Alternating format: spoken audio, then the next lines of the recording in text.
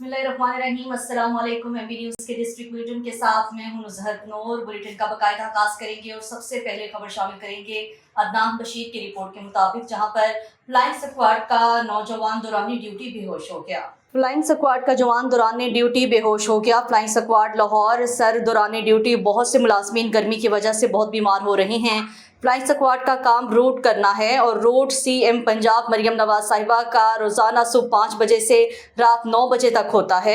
और flying squad में नफरी ज़्यादा है, लेकिन शिफ्ट एक चल रही है और गर्मी भी बहुत ज़्यादा है, जिसकी वजह से मुलाजमीन बहुत परेशान हैं। बस मुलाजमीन को रोड पे छोड़कर चली जाती है। ना तो कोई ऑफिसर गाड़ी पे पानी पिलाने आता है और ना खाने का इंतज़ाम है, जिसकी वजह से मुलाजमीन अपनी मदद आपके तहत अपना पॉइंट छोड़कर बहुत मुश्किल से पानी का और खाने का इंतजाम कर रहे हैं। अफसरान बाला को बहुत दफा बताया, लेकिन कोई ऑफिसर बात को सुन नहीं रहा। मेहरबानी फरमाकर फ्लाइंग स्क्वाड की 2 शिफ्ट की जाएं। बहुत ज्यादा गर्मी है, पानी और खाने का इंतजाम हम खुद कर लेंगे।